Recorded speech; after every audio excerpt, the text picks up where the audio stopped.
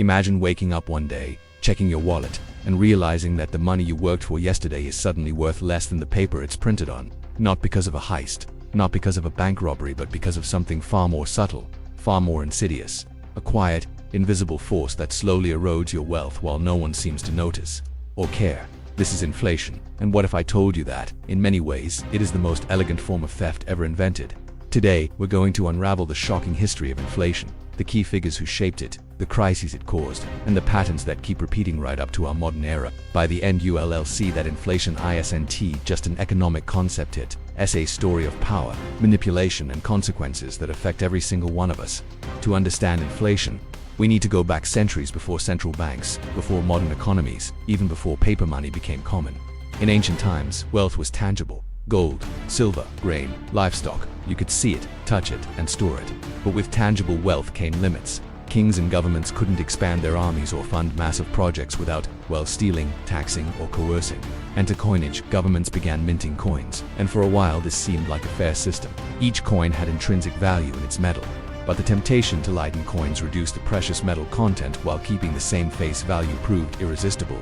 Suddenly, rulers realized they could fund their ambitions without raising taxes, at the cost of citizens' wealth. This was the earliest form of what we now call inflation, money's value being secretly stolen over time. Fast forward a few centuries.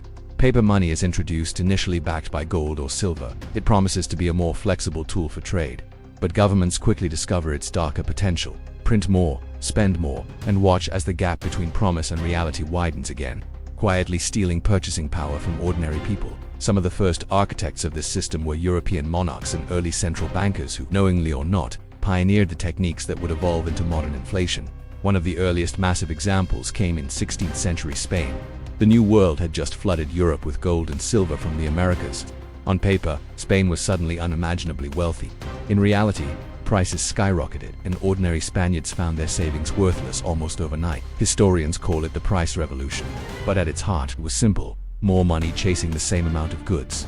From there, the pattern repeats across history.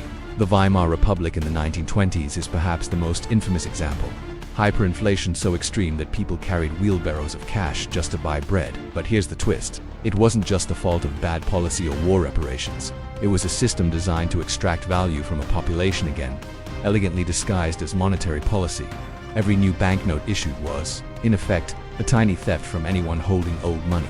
By the 20th century, inflation had become institutionalized. Central banks like the Federal Reserve in the United States emerged with a dual mission: stabilize the economy and manage money supply.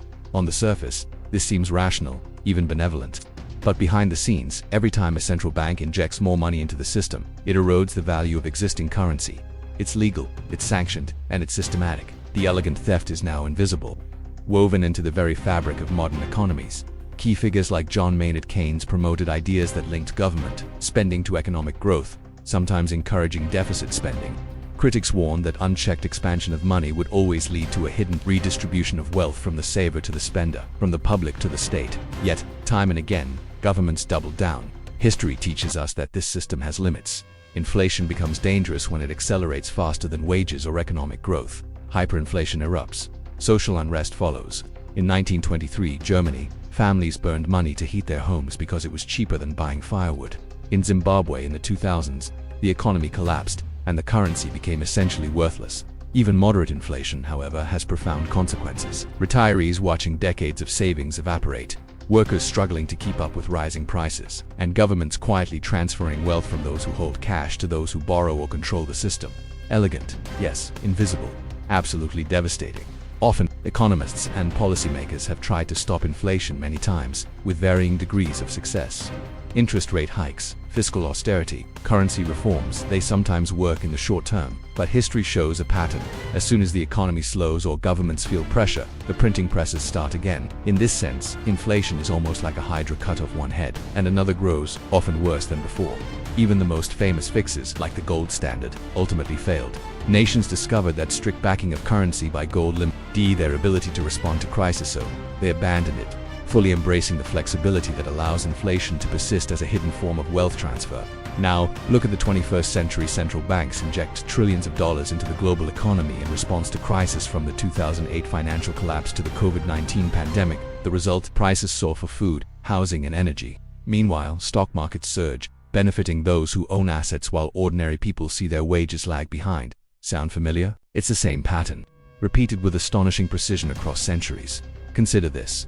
According to recent studies, over the past 50 years, the average US dollar has lost over 85% of its purchasing power in practical terms. What costs $100 in 1975 now costs over $650. The theft has been slow, steady, and nearly invisible but for anyone paying attention.